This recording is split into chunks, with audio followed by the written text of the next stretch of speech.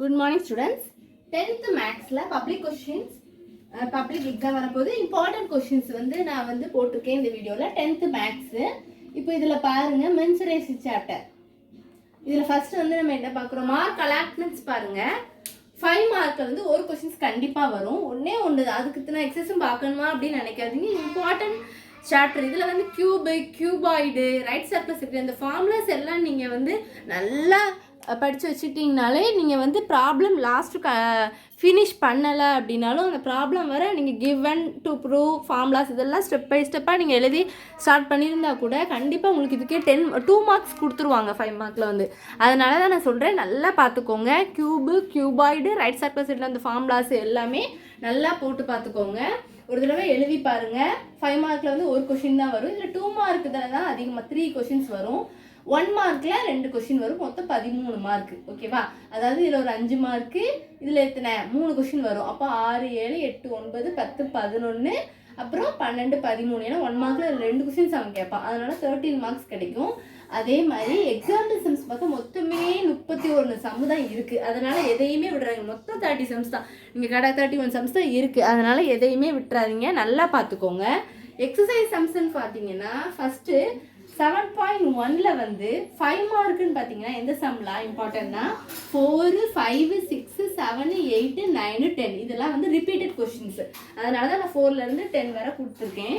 அடுத்து 7.1ல் 2 மார்க்குன்னு பார்த்தீங்கன்னா 3 சம் தான். 1, 2, 3 சம் தான் இம்பார்ட்டன்ட்.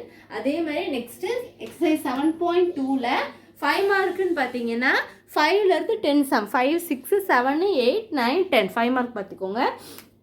கண்டிப்பாக செஞ்சு பாருங்கள். சும்மா நோட் பண்ணி வச்சுட்டு அந்தால வீடியோ க்ளோஸ் பண்ணி வச்சுட்டு அப்படியே விளையாட போயிடாதீங்க. கண்டிப்பாக இருந்து அடுத்த மாதம் எக்ஸாம் வருது. அதனால் நீங்கள் கொஞ்சம் முக்கியத்துவம் கொடுத்து அவ்வளோ சம்ஸுமே இதுதானே நமக்கு தெரியும் அப்படின்னு சொல்லிட்டு ஒரு அசால்ட்டாக இருந்துடாதீங்க.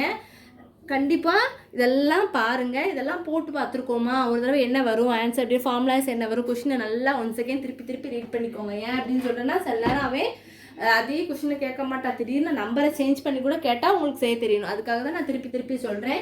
7.2ல் வந்து 2 மார்க்கு 1 to 5, 1லேருந்து 5 சம்ஸ் பார்த்துக்கோங்க.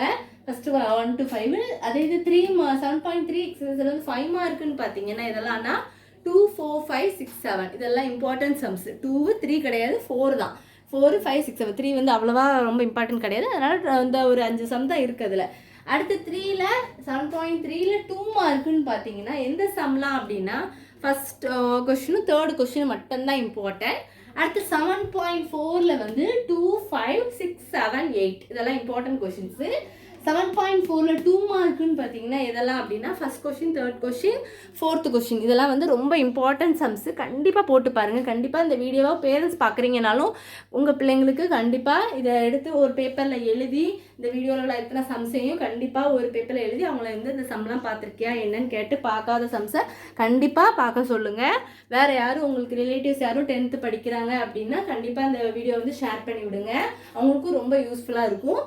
ரொம்ப இம்பார்ட்டன்ட் சாப்டர். மென்சுரேஷனை பொறுத்த வரைக்கும் 5 மார்க் வந்து ஒரே ஒரு கொஷின் தான் வரும். ஆனால் அதுக்கு இத்தனை எக்ஸசைஸ் ஃப்ரஸ்டன் சம்ஸ் அந்த அதாவது 2 இதை ஷேப்பை கம்பைன் பண்ணி கேட்குறது, வால்யூம் ஆஃப் கோன் அந்தமாரி சம்ஸ், வால்யூம் சம்ஸ் இந்தமாரிலாம் ரொம்ப இம்பார்ட்டன்ட்.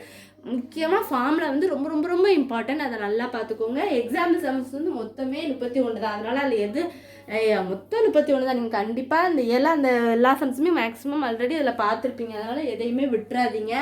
13 மார்க்ஸ் நீங்கள் நல்லா ஸ்கோர்